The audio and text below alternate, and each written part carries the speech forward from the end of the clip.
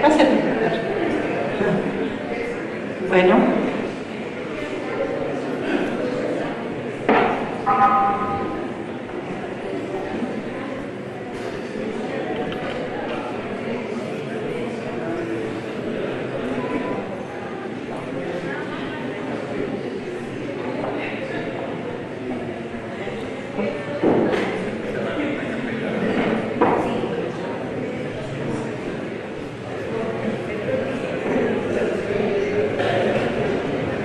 Bueno, pues muy buenas tardes. Tenemos presente aquí, tenemos el honor de contar con la presencia del doctor Nemesio Rodríguez Michel. El doctor nació en Argentina, es doctor en antropología social y desde fines de la década de 1970 ha realizado investigaciones en México. Sus líneas de investigación consisten en los temas en torno a la resistencia indígena en situaciones de colonización. Participó en la reunión de Barbados como preámbulo para reconocer los derechos de los pueblos indígenas del mundo. Ha sido director del Centro Antropológico de Documentación de América Latina, CADAC. Actualmente tiene proyectos sobre el reconocimiento de la población afrodescendiente de México y de América Latina. Ha publicado diversos libros sobre educación indígena y territorios indígenas, en coautoría con el doctor Estefano Varese y los desaparecidos Guillermo Bonfil Batalla y Rodolfo Stavenhagen. Participó como docente en la primera generación del programa de etnolingüística del CIESAS, realizado en Pátzcuaro, Michoacán. Actualmente es coordinador del programa universitario intercultural de la UNAM, con sede en la ciudad de Oaxaca. Bueno, pues, doctor, bienvenido, muchas gracias. Él nos va a presentar de la ponencia principal que se denomina Consulta y Megaproyectos, el caso de los pueblos indígenas, doctor Nemesio J. Rodríguez, UNAM.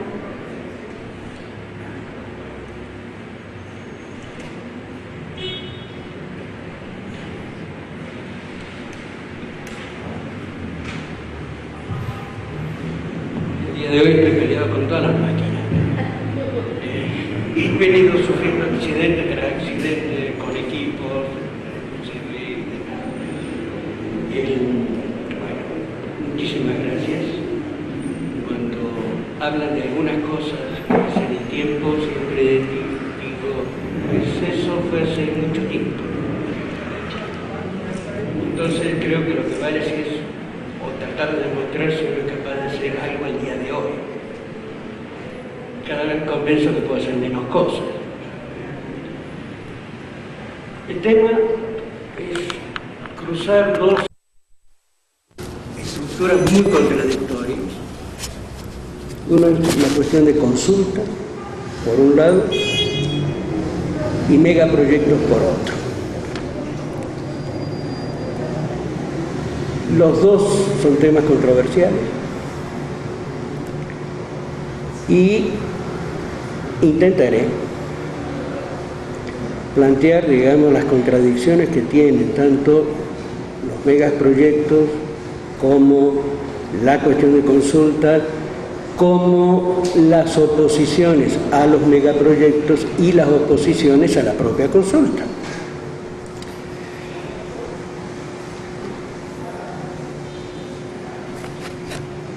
En la mesa anterior hubo una posición que me gustó mucho, es decir, bueno, estamos aquí para crear contradicciones. Y estos temas son de contradicciones. Contradicciones del Estado con la sociedad, contradicciones de estructuraciones legales contradicciones entre sociedades, entre sí mismas y al interior. Y esto vamos a hacer dos caminos.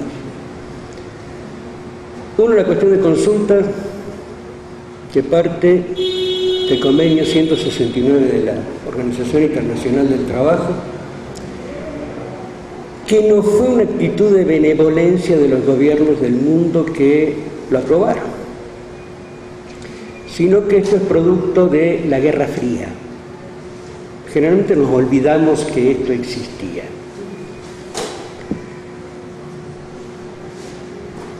Las estructuras de mujeres, organizaciones de mujeres consultoras con estatus consultivo en Naciones Unidas propician la entrada de las poblaciones indígenas a Naciones Unidas en 1976, organizando un foro sobre tierras y pueblos indígenas. Detrás de esto los que estaban en contra, básicamente los países, los representantes, los embajadores ante Naciones Unidas del mundo anglosajón y las negociaciones que se dan en cualquier tipo de votación en Naciones Unidas, frente al bloque de los países del tercer mundo. Generalmente nos olvidamos si queremos que las cosas salieron y ya están y las tenemos. No, eso fue producto de este juego político y geopolítico a nivel internacional. Se aprovecha esa coyuntura y sale la transformación. Pasan varias cosas. Una, el informe Cobo, que no lo hace Cobo, lo hace Augusto Williamson Díaz, un abogado guatemalteco excelente, que después del derrocamiento de Arbenz en Guatemala, tiene que salir de Guatemala, pero su tesis es la primera tesis que hay en Guatemala de cómo introducir a la población indígena en la Constitución guatemalteca. Y él hace el informe Cobo, y aparte de hacer el informe Cobo, abre lo que es el grupo de trabajo sobre cuestiones indígenas. A partir de este grupo de trabajo, con una característica muy especial, en ese entonces, era el único lugar donde la gente de los pueblos podría hablar y ser escuchado en el ámbito de Naciones Unidas. El grupo de trabajo deriva, la OIT lo toma como tal, y el cambio al 107 al 169. Y el 169, digamos, es quizás el único instrumento que se tiene en manos para abrir espacios de respeto a derechos. Acaba de salir, lo cual me parece muy bien, y que lo haya hecho la Suprema Corte de Justicia de la Nación, el trabajo, el 169 comentado por Magda Gómez, que es la tercera versión, trabajo excelente. Ahora, este instrumento, según, yo comparto la posición de la doctora Zamudio de la Suprema Corte, donde ella dice de que cuando se firmó, o sea, México firmó pensando que eso no tenía ningún valor. Un convenio más, firmo. Pero esto tomado en manos de la población indígena empieza a ser una demanda de la consulta, y la consulta como un derecho. Pero, y por el caso que les voy a tratar sobre megaproyectos y esta contradicción, tenemos el caso, en el caso del Istmo de Tehuantepec, que hay 24 parques eólicos que se han hecho sin consulta. Es decir, es algo que el Estado va a tener que regularizar de alguna manera y va a tener que llegar a un acuerdo con las poblaciones, porque fueron hechos fuera de la normatividad establecida, o sea, de manera ilegal.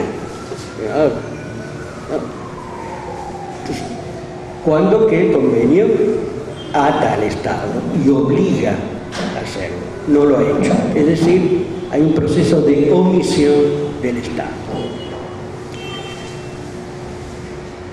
No solamente porque era un convenio más, sino que esto se va hilando a toda una situación internacional por un lado y nacional por otro. En la estructura internacional, la presión sobre las estructuras financieras de grandes proyectos es cada vez mayor en términos de respeto a cierto tipo de derechos humanos. Una es el derecho de los pueblos indígenas y otro de los derechos ambientales. Entonces los mismos bancos y la banca internacional y la multilateral que tiene que dar créditos ha establecido normas diciendo de que tienen que respetarse estos derechos. Y los estados han buscado darle la vuelta, no han podido. Sí. Ponen trabas, no lo hacen, pero después saltan. Y en el caso de México, una cosa muy importante es que por fin, a partir de la situación de la población rica, se empieza a involucrar la Corte Suprema en cuestiones que tengan que ver con la población indígena, cosa que hasta ese momento era como medio omiso, ¿no? Y entonces uno de los elementos que saca la Corte es de que la aplicación de la consulta en todo aquello que afecte a las poblaciones indígenas es obligatoria. Las grandes cámaras empresariales siempre han planteado en los últimos 10 años, básicamente, de que tienen que tratar de desligar la obligación constitucional que tiene de aplicar el 169, ¿no?, de las cuestiones que tengan que ver con el desarrollo. Y esto lo ha declarado, por ejemplo, Candiani cuando estaba al frente de la Comparmex, y ahora lo sigue declarando estando al frente de las zonas económicas especiales, o sea que es muy peligroso eso, ¿no? Pero sirve. Lo mismo que la población, independientemente de que no está muy de acuerdo o tiene desconfianza en las estructuras de las instituciones y del aparato de justicia, y con razón. Pero esta desconfianza dice, bueno, pero el mecanismo legal que tenemos es utilizar el 169 para defendernos.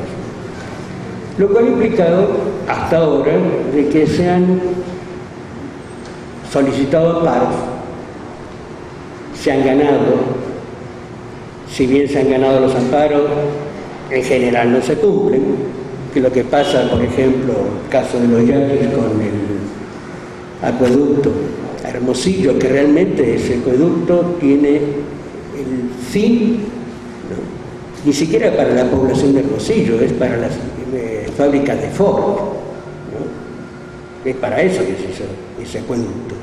Es decir, aparte de todos los robos de agua que han tenido los yaquis, ganan el amparo frente a esto, se sigue construyendo, pese al amparo se sigue construyendo el acueducto, ¿no? Es decir, el hecho que haya resolución judicial como tal de un tribunal no quiere decir que el resto de la estructura las acepte, las cumpla. Entonces, es un instrumento, pero es un instrumento que tiene sus bemoles en su aplicación, por un lado. Por otro lado, digo, esto en cuanto al 169 más, ¿es obligatorio? ¿Es constitucional? Si bien no hay norma en el país, porque no hay una ley de consulta, no es necesario que exista.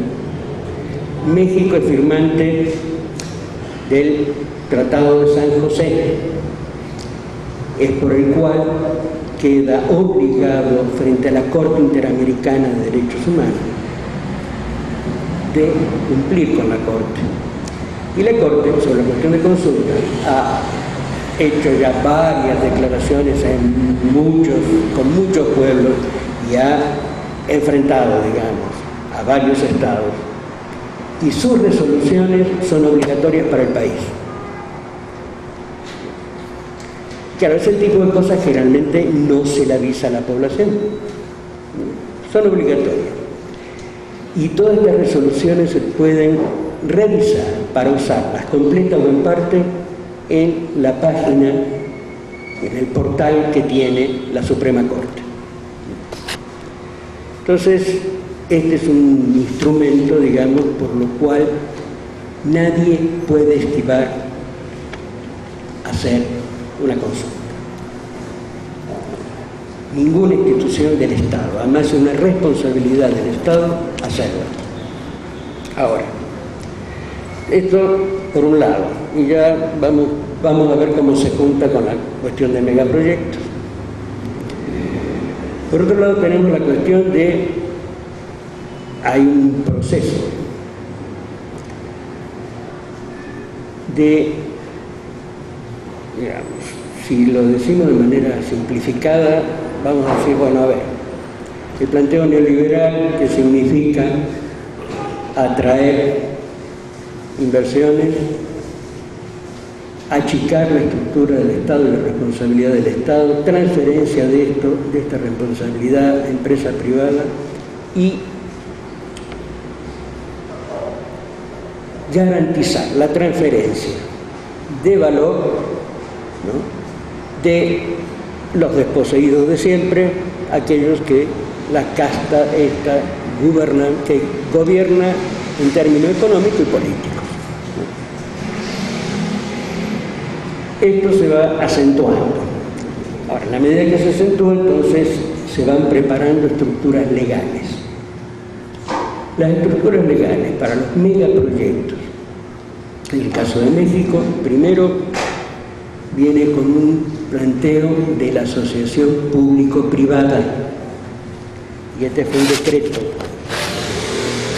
Digo, en algún lado siempre creo, sí, acá. Es decir, el capital prepara las cosas a largo plazo. O sea, el capital no juega en coyuntura. Hay estructuras de gobierno que sí juegan en coyuntura, pero son, digo, el aparato real de fuerza como tal juega a largo plazo. Y entonces en el largo plazo van preparando elementos, primero que son jurídicos, y no hay un problema de que esto jurídico sea legítimo, es legal, pero hasta ahí el grado de distancia que hay entre legitimidad y legalidad cada vez es mayor. Entonces hay muchas cosas legales que son ilegítimas, pero como son legales, entonces establezco una ley de transparencia en función de la legalidad. Su legitimidad no importa. Y es en este proceso de pérdida de legitimidad donde las instituciones, casualmente, pierden credibilidad. Las instituciones en este momento no son creíbles por el conjunto de la población, independientemente de quienes estén al frente de estas instituciones. Como tal, no se las cree. Entonces, la Secretaría de Hacienda y Crédito Público en 2012 saca la última versión. Después hay 6 anteriores. La primera es de la época de Salinas de Gortari, de asociación público-privada, lo cual permite que la transferencia de estructuras del Estado, por lo tanto, teóricamente de la conjunta de la sociedad, que es una simulación, a sectores privados, y que estos hagan cargo. La última versión, ya muy ajustada, es del 2012, en el sexenio de Calderón. Vía la estructura de la Secretaría de Energía, desde principios de los años 90, a partir de Banco Mundial, Programa de Naciones Unidas para el Desarrollo y GTZ de Alemania, empiezan a trabajar la posibilidad de el manejo de la estructura energética del país, que hasta ese momento, primero, seguridad, o sea, la estructura energética es seguridad nacional por un lado, por otro lado es exclusiva del Estado.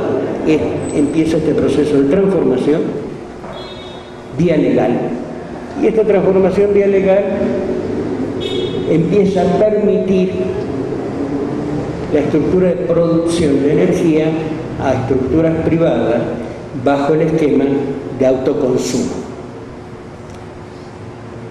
Entonces empiezan a abrir el camino primero legal.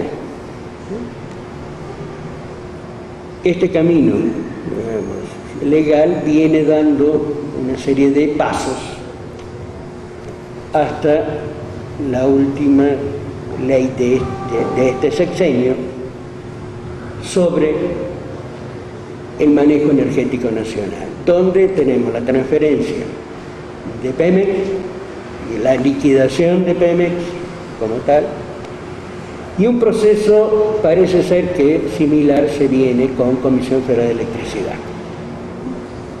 Ahora, y esto, digamos, las medidas legales se han venido tomando, y se han venido tomando por fuera con cualquier tipo de control social. Cuando digo fuera de cualquier tipo de control social, enseguida nos van a surgir situaciones como: espero que lo votó una Cámara de Diputados, lo votaron senadores.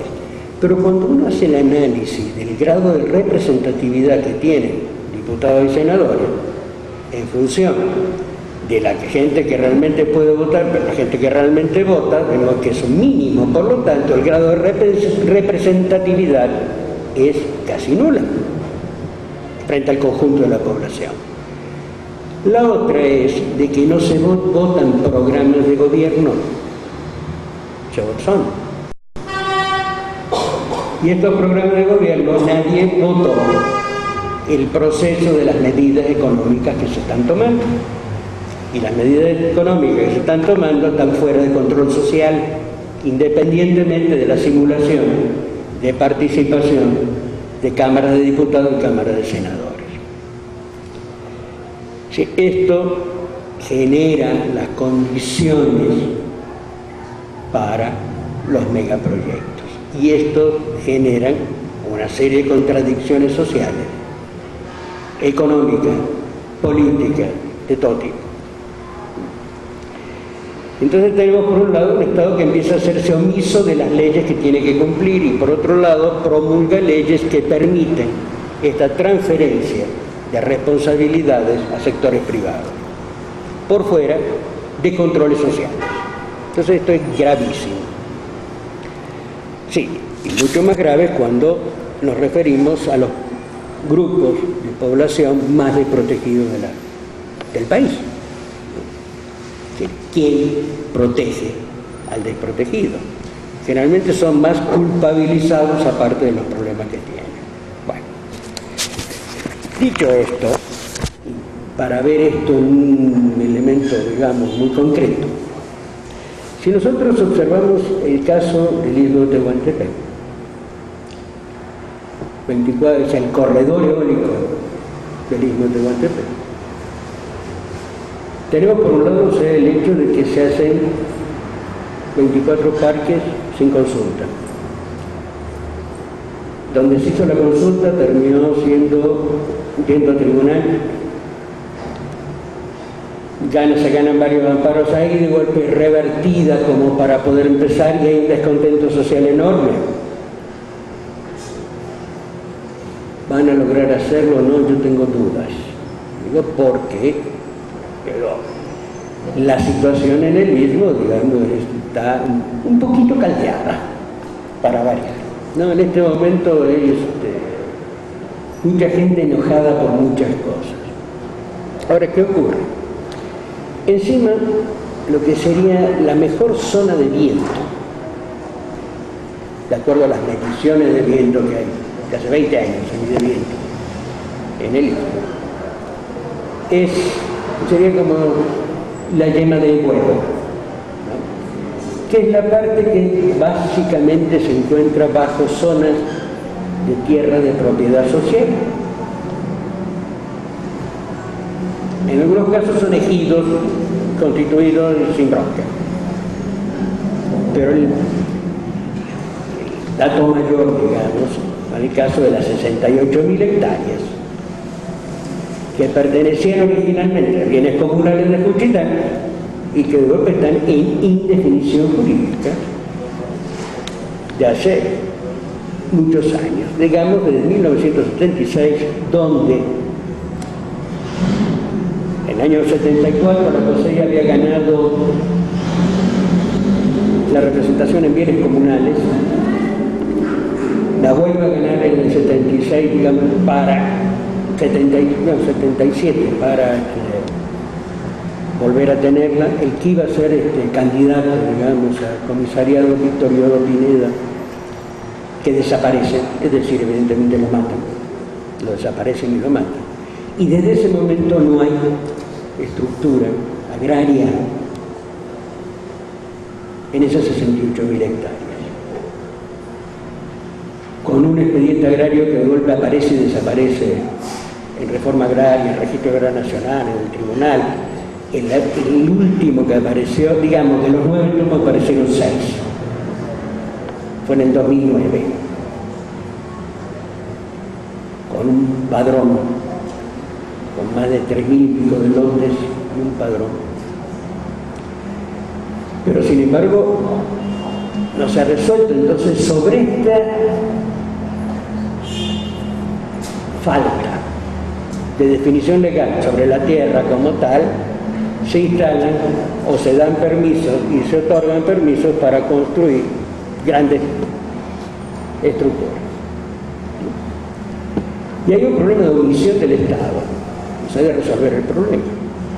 Sí, también es una cosa que tiene que regularizar. Entonces, sobre el mismo territorio tiene que regularizar dos cosas. Consulta en 24 parques, por un lado, tenencia de la tierra sobre 68.000 hectáreas. Para terminar el modelito, sacan el decreto de zonas económicas especiales, que esto fue el 1 de junio de 2016. Donde el decreto que hay que trabajarlo y analizarlo mucho, porque en cierto sentido podemos hablar de una feudalización del territorio, dado de que se da la facultad de transferir a cualquier institución pública o privada una cantidad X de kilómetros cuadrados y transferencia de todo lo que esté dentro. Escuelas, hospitales, carreteras, sistemas de agua potable y por supuesto la gente que vive ahí adentro. Entonces, en el caso concreto, digamos, de esta región donde hay este tipo de déficit del Estado o rezagos no cumplidos, y sale este tipo de decreto, digo, el camino a la revuelta social está muy marcado como tal. Más en una zona, digo que ahí lo trabaja muy bien Leticia Reina, mediados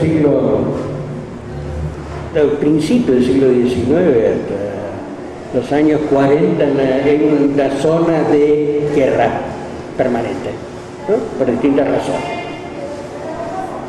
Zonas que han generado una dinámica social, política, que de golpe se fragmentan, se pelean, de golpe se dan la mano, funcionan, pero es un pueblo vivo,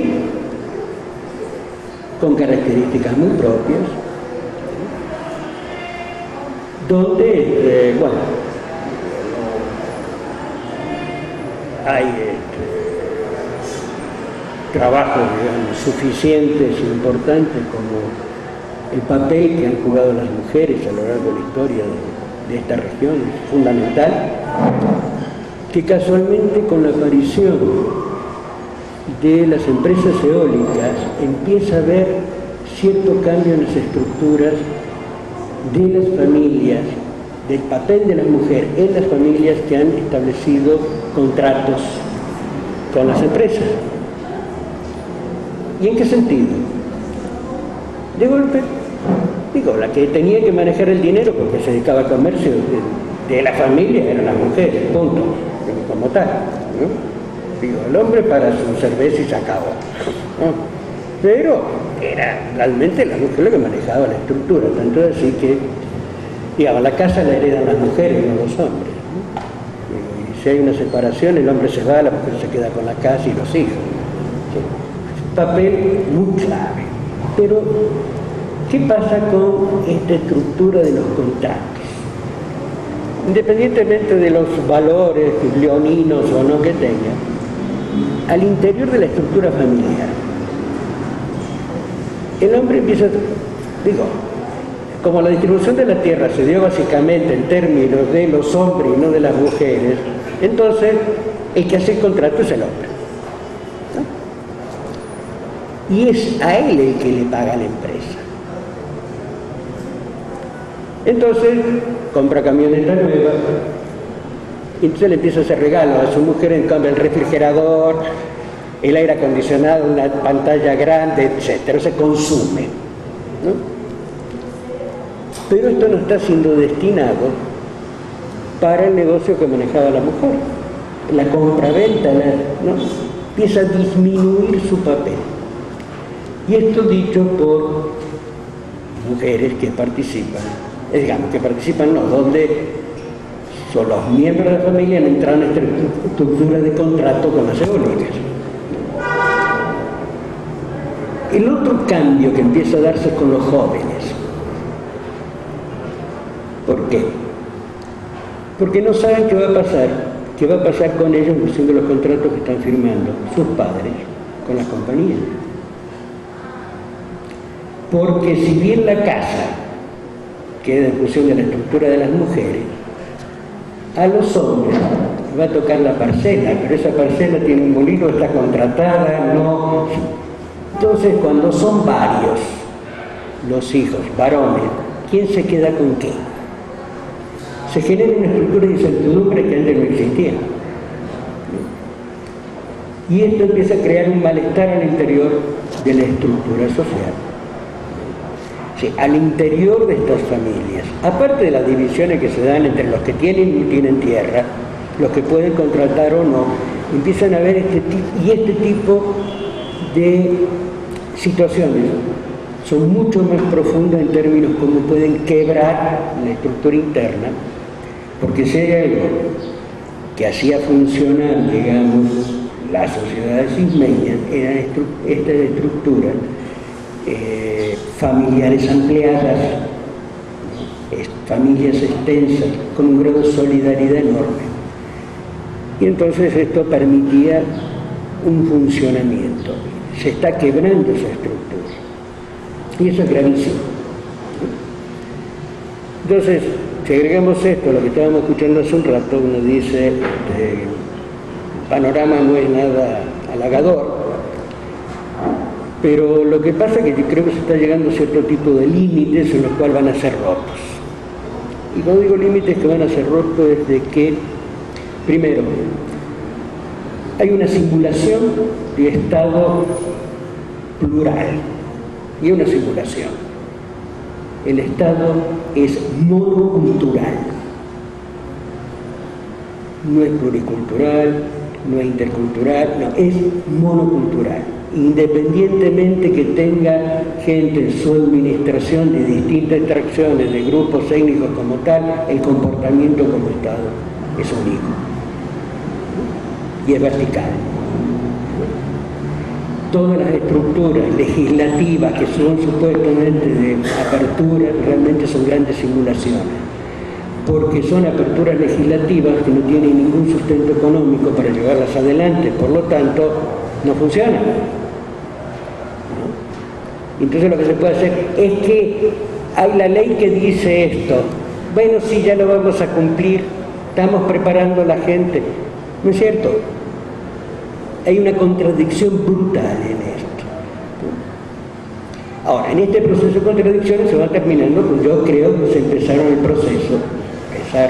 hace un tiempo, pero se van acentuando, de la estructura de contradicciones hasta las estructuras de contradicciones ideológicas. Hablaba, y me pareció muy bien este planteo de la cuestión de los mestizos, ¿no?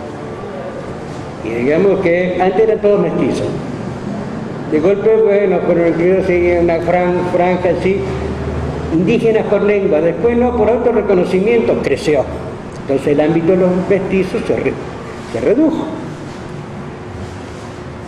Los pueblos negros de México, que acaban de ser términos estadísticos, no constitucionales, pero términos estadísticos, acaban de aparecer minusvalizados, porque son muchos más. Pero entonces la población mestiza se vuelve a achicar y se vuelve achicando, ¿no? Sí, esto hace a la creación de una ciudadanía plural en términos reales, ¿no? Porque eso es lo que va cambiando el pensamiento, la visión, la forma de ver, la forma de actuar, ¿no? Y rompiendo, digamos, también todo este proceso de domesticación que viene vía no solamente el manejo lingüístico, sino vía la estructura educativa, porque ahí no solamente es una domesticación en cuanto a lo razonable o no razonable, lo bueno, lo malo, etcétera, sino también es hasta en términos afectivos, emocionales. Son procesos de domesticación completos. Por eso, digo, una de las cosas que todavía falta en México y en toda América Latina es realmente un proceso de descolonización. Lo único que hubo fue un quítate tú para ponerme yo, y ahí a la independencia y terminó la etapa colonial. Mentira. Hay una situación en la cual es necesario y se va abriendo el espacio, gracias a las organizaciones de todo tipo que están cuestionando la estructura de poder, y que el proceso de descolonización es fundamental para no seguir generando sociedades de consumistas y más consumistas, y por eso seguir teniendo estos esquemas de pobretólogos. Que la bronca no es la pobretología, sino el problema es la desigualdad. Y sí hay esta combinación en las estructuraciones de poder que viene de raza y clase y se cruzan. Y esto tiene un origen que es 1492. ¿No? Pero si no lo reconocemos, es difícil, ¿no?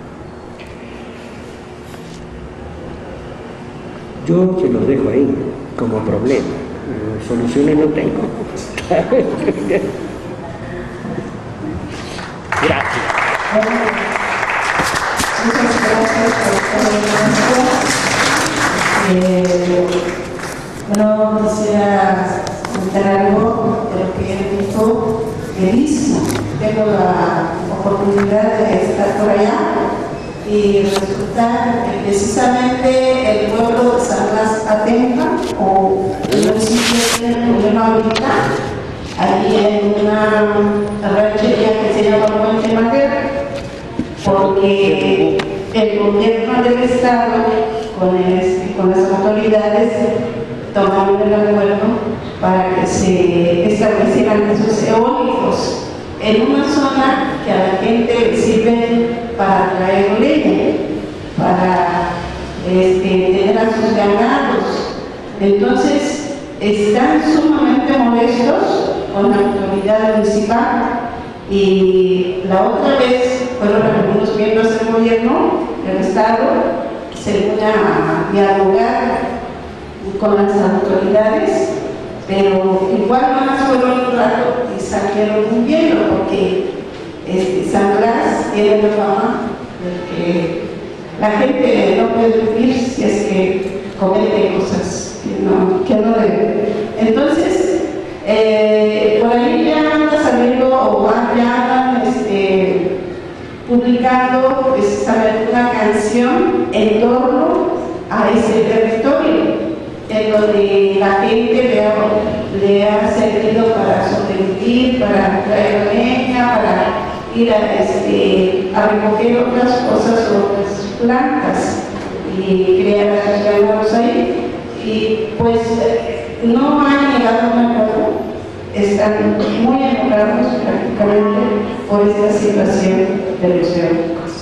Y no solo por la etnia zapoteca, sino también la etnia guave está muy disgustada por esta situación, que también le tomamos su territorio. Gracias. Sí. Bueno, pues disculpen, pasamos a la ronda de preguntas. A ver si hay alguien que quisiera preguntarle al doctor o no, España.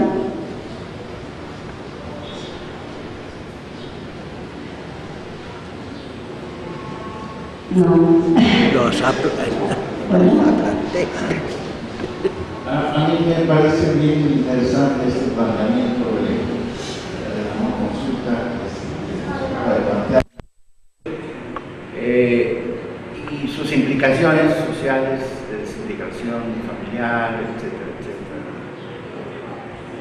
Desafortunadamente, y más adelante yo tengo que mencionar un poquito sobre esto, estos megaproyectos, algunas de las implicaciones las acaba de mencionar el maestro, pero me cuestiono, entonces, ¿dónde está la implicación de la salud de estos proyectos?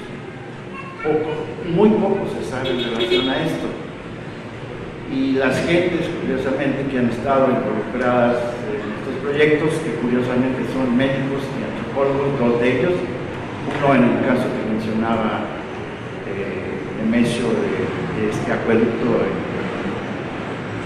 Sonora, es el doctor Armando Aro, y el otro, el doctor que también es antropólogo, Paul Hersch, que está implicado él en las cuestiones de salud en las minerías de cielo abierto. Y que me pregunto, bueno, si a las eólicas no tienen no ha habido ninguna consulta, pues seguro que en las otras más de minería muchísimo menos, o los proyectos hidrológicos igualmente. Entonces, y estos dos personajes, encima de todo, que son investigadores, que son antropólogos y que ven la parte social y médicas de salud, pues están amenazados de muerte. ¿Sí?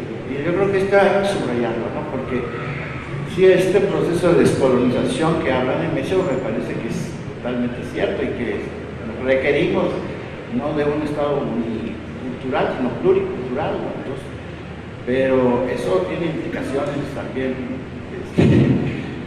muy serias en este país, en el contexto que ahorita estamos viviendo.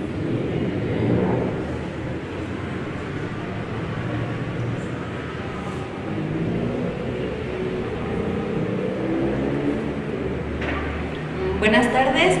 Mi duda va relacionada con el último punto que mencionó el compañero, y es ¿cuál es el papel o el proceso, la práctica que realizan estas empresas, tanto eólicas, mineras, etcétera?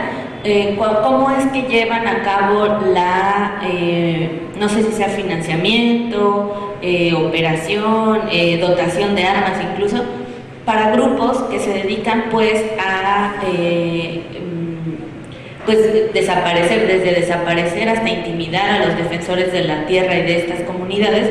¿Cómo es que opera o cómo es que se da todo este proceso? Porque sabemos que pues diferentes proyectos en diferentes partes del país pues han implicado la desaparición de muchas personas, la muerte de muchos defensores de la tierra, del territorio, incluso pues amedrentar, ¿no?, a las comunidades como tal. Han habido pues intervenciones de grupos que parecieran paramilitares, pero ¿cómo es que se da esta relación en la práctica entre estas grandes empresas y estos grupos que se dedican pues a coaccionar o a amedrentar e incluso hasta asesinar a los defensores del territorio. Bueno, yo nada más quería hacer un comentario acerca de que han participado. Pues yo creo que es un concepto bastante interesante la decolonización. La decolonización que bueno, es un poco difícil, pero considero que desde tu proximidad puedes tratar de empezar a seguir trabajando lo que otros han hecho, ¿no? Como yo como docente, pues igual la decolonización es algo difícil, como en las ponencias anteriores, cómo contrarrestar a Occidente, cómo contrarrestar toda esa parte estructural que nos han legado tanto desde la conquista como un contexto histórico bastante fuerte, la época virreinal y toda la explotación de nuestros hermanos indígenas. Toda esa parte pues es un producto de la historia, ¿no? Somos síntesis de eso y no podemos hacer nada para cambiarlo. Lo que sí podemos hacer es decolonizar, pero la decolonización pues nos lleva mucho tiempo y desde nuestra práctica lo podemos seguir haciendo. Yo creo que hay que luchar contra el poder que nos oprime y que oprime a las comunidades, ¿no? Desde la filosofía de los pueblos andinos, que tratan de rescatar toda esta parte, porque el poder del neoliberalismo pues pide que sigamos explotando a la madre tierra sin ninguna consecuencia y seguir enriqueciendo a los poderosos, ¿no? La cultura hegemónica que hoy nos gobierna pues no es más que la explotación de lo poco que queda de la tierra, y eso hay que cuidarlo, hay que decolonizarnos y decolonizar nuestra conciencia, que está bastante mediatizada por el mundo, ¿no? Gracias.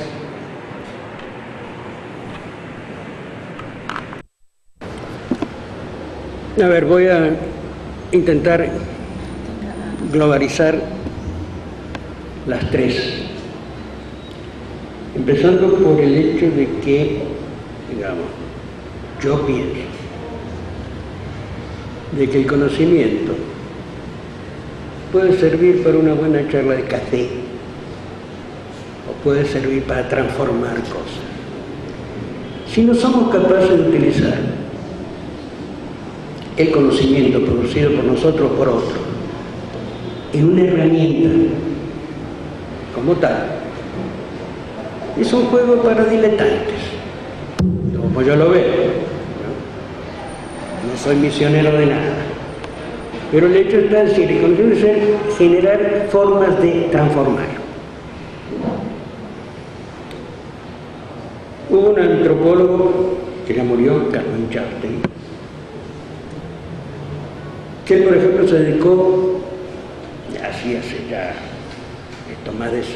más de 50 años, a ver cómo estaba la cuestión de la producción de maíz, quién producía y cómo en distintos pueblos en la época donde se cambiaba un kilo de café por un kilo de maíz. Y en función de esto, generó un sistema de hundir el mercado del maíz a propósito, para poder, desligar del precio del café el maíz, ¿no? Digo, pero eso es transformar, es decir, generar algo práctico en función del conocimiento. Y lo que hizo fue, llenó de maíz un camión Torto, que iba a todos los mercados los días de plaza, y sí, casualmente los acaparadores de maíz lo ponían a 5 pesos, él lo ponía a 2, a propósito. Y esto trabajando con la población, con la gente. Y entonces abarató el precio del maíz y lo desligó del precio del café. Me parece, digamos, la utilización práctica del conocimiento transformado en algo, ¿no? Y algo que es beneficioso para un grupo social. Casualmente, digamos, en la medida de que no se sufrió un proceso de descolonización, las taras que tenemos en la cabeza son muchas, yo las tengo, no es que digo los demás, no, parto lo primero.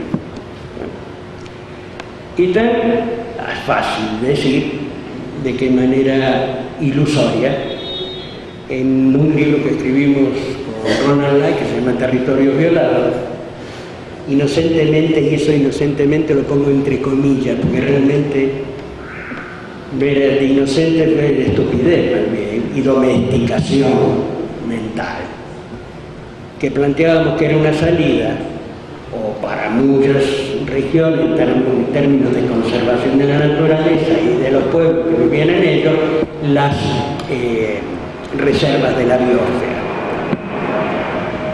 Y digo, la reserva de la biosfera es una cuña muy bien elaborada, ¿no? Que es preservar territorio para cuando se pueda explotar en el futuro aquellos que pueden explotarlo. Entonces, 25 años atrás, cuando escribimos este libro, nos parecía así un golpe. No vimos esa cuña cuando lo que intentábamos era ver cómo poder defender, proteger, promover a los pueblos. Y eso, digo, en el proceso de domesticación, de golpe, formulaciones bonitas, nos parecen bonitas, sin ver cuál es la implicación. Y, digo, en función de esto, voy a tocar el trabajo del CIESA.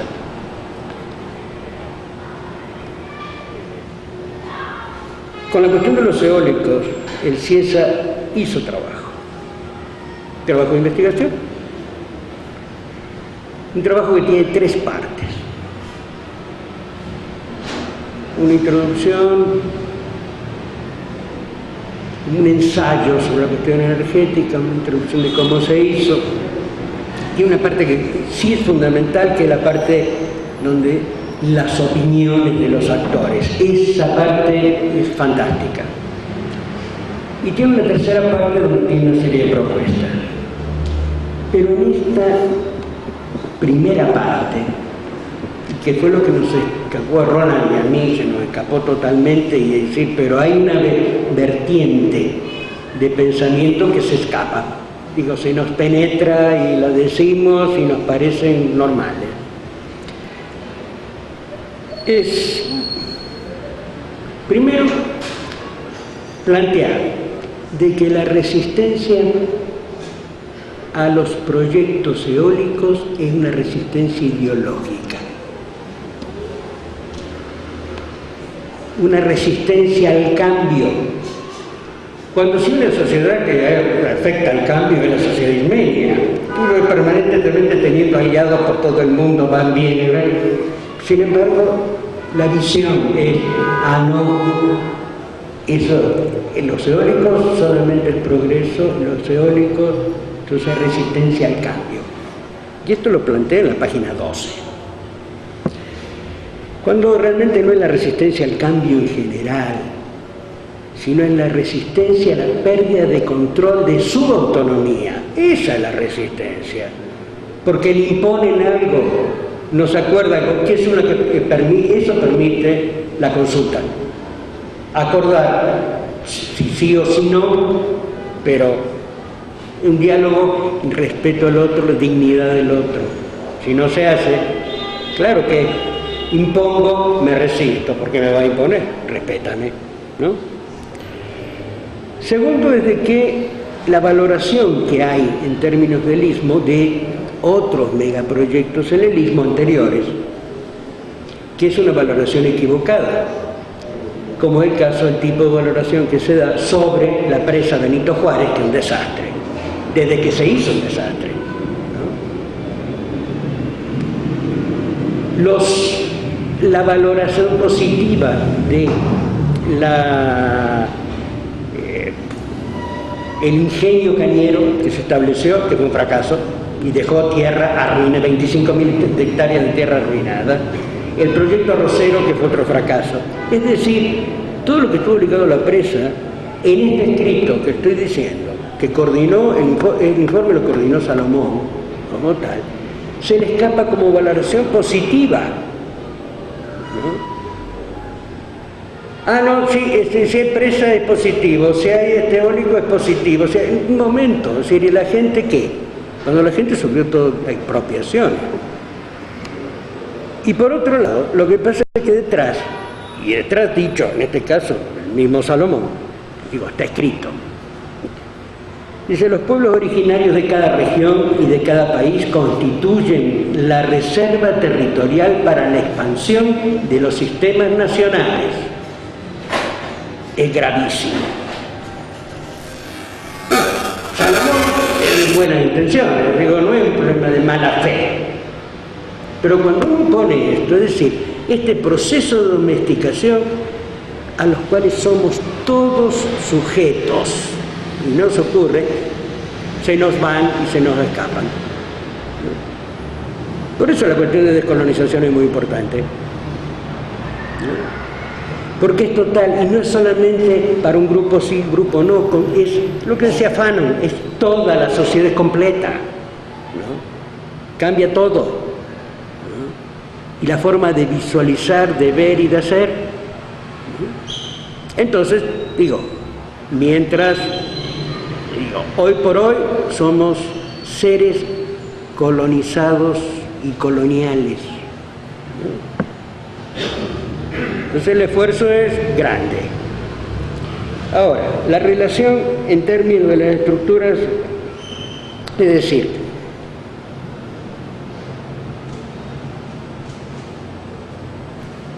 el ejercicio de la estructura de poder, de esta relación del Estado, que tiene una idea de que tiene que facilitar la apropiación de recursos y garantizar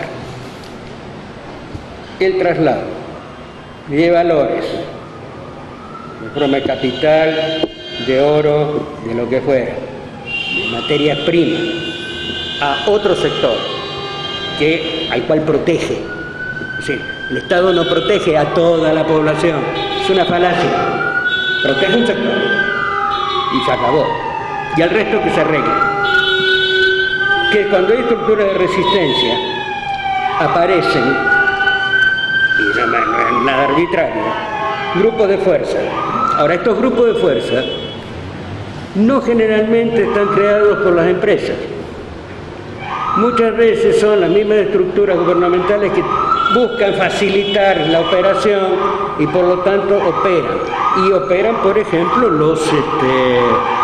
las recomendaciones que hacen los técnicos de instituciones a la gente: no, pero esto te va a convenir, éntrale que te va a ayudar, ¿no? Y no es así.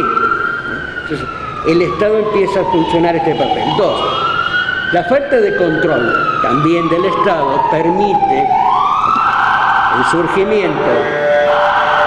Digamos que el lenguaje mundial es los señores de la guerra. Puede ser narcotráfico, puede ser un atentado de narcotráfico, puede ser de cualquier tipo de cosas.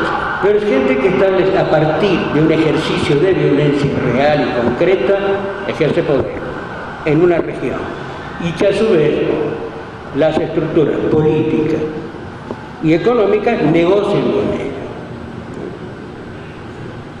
En este proceso lo que llevan la peor parte, casualmente, son la población local, los promotores o defensores de los derechos humanos. Pero no es una cuestión así de decir blanco y negro, no, momento, que hay una serie de matices y de cómo opera en cada lugar. La otra cosa es que quizás tengamos que empezar a revisar es la vigencia del Estado, ¿no? Hay instituciones. ¿No hay Estado? Hay un problema. ¿Qué instituciones hay? Que funcionen mal, bien, peor, mejor, pero Estado, yo digo, en este proceso de globalización, ¿qué implica el Estado? Nacional, eso no hay mucha discusión. Estado, como tal. Y es una cosa que hay que reflexionar mucho. Porque casualmente una característica del Estado es, una parte del ejercicio vertical del poder, es la exclusividad del ejercicio de la violencia. Cuando hay otros que ejercen la violencia, significa de que hay una disputa. Y en esta disputa yo debo preguntar, bueno, ¿quién está disputando del lado del Estado? ¿Hay o no hay? independientemente de la idea de que supuestamente me protege, yo ya empiezo a tener duda y temor, ¿no? Entonces, son cosas que hay que ver. Y en el caso de minería, por ejemplo, en la estructura de... Digo, en el caso de minería se dan varias violencias, sobre todo cuando es mega minería. Por ejemplo, aparece una estructura de mega minería y a los 5 días hay un prostíbulo, tal cual, ¿no? Pero esto es una cosa que nunca se habla. Ahí está, ¿no? No hay mega minería que no haya prostíbulo al lado. Es decir, estamos hablando de trata de personas, ¿no? Y en la negociación de las mineras con los pueblos, si hay negociación, jamás se habla de eso. Sin embargo, toda la gente dedicada a minería lo sabe, ¿no? La minería es una cosa muy compleja, pero no solamente compleja por la minería en sí, sino en términos de implicaciones sociales. Y hay cosas, digamos, aquellos que fácilmente dicen no a la minería, digo, están medio, digo, a ver, cuando dicen no a la minería y uno lo ve que está usando un teléfono, una computadora, se traslada en carro, se mueve en avión, ajá, ¿va a renunciar a todo eso? A ver, vamos a imaginarnos a un campesino sin machete, a una mujer sin aretes, un pueblo sin campanas. ¿Vamos a renunciar al cemento? ¿Vamos a renunciar a la sal? Entonces el problema no es sí o no, el problema es cómo y en dónde. Esto de la no minería en algunos pueblos mucho de hipocresía. Es decir, no de minería aquí, pero yo quiero seguir teniendo todo lo que provenga de la minería, lo quiero tener. Ah, pero que esto lo hagan en otra parte. Es una falta de solidaridad absoluta, ¿no? Es decir, bueno, a ver cómo. Entonces, ¿cómo se construyen controles sociales sobre las cosas? ¿No? Y controles sociales que sean solidarios, no al interior de la estructura, sino con los demás, ¿no? Que sean comprensivos. Entonces ahí es donde se puede frenar las estructuras y las cadenas de violencia también. Y las cadenas de corrupción, porque esto va ligado a toda estructura de corrupción, que de golpe algunos dicen, ay no, si es cultural. Cultural es un cuerno. Perdón, es una transferencia de recursos y dinero, punto. ¿No? Ay sí, tal cultura es corrupta, estamos locos. Eso no existe, ¿no? Son creaciones que se arman, se estructuran, ¿no? Yo uno de los mejores ejemplos que vi cómo controlar un pueblo, controlar la estructura de corrupción, fue con un pueblo domón en la costa de Mali, que es fantástico. Ellos tienen una zona que tiene recursos petroleros y de gas. Entonces hay mucha presión de compañías, etcétera, para establecer proyectos. Entonces, como organización, decidieron algo, de que aceptaran la corrupción de las compañías. La mitad iba para la organización, la otra mitad para quien aceptara la corrupción, pero que no sabían todo, porque como las decisiones se tenían que tomar en colectivo, entonces tenía que plantear, a mí me decían, bueno, no, hay que facilitar que salga esto. Bueno, si yo lo llevo, ¿cuánto me va a dar? 40, dame los 40. Te doy otros 40 si sale. Ah, perfecto, pero estos 40 dámelos. Se presentaba al que querían corromper a la organización y decía, me ofrecieron los 40 aquí para esto. Está bien, en la próxima asamblea lo tratamos. Tratamos el tema, ¿no? Se rechaza eso. Punto. Y la mitad de la... Entonces, ¿qué? Pasó un año, pasaron 2, pasaron 5 años, los 5 años ya nadie quería corromper a la estructura. porque le habían dado la vuelta. Me parece una manera muy inteligente de darle la vuelta. Y no este juego principista, moralista, ay, yo no, ¿cómo? No, al contrario, venga para acá. Lo vamos a usar para hacer cosas, ¿no? ¿No? Es que la solución de los pueblos son prácticas. Es práctica de resolver la vida. Como todos los días, uno se levanta, hay que resolver cosas, igual, en conjunto, en colectivo, lo mismo. Y eso es lo que hay que apuntarle a eso, no hay más. Gracias. No lo aburran.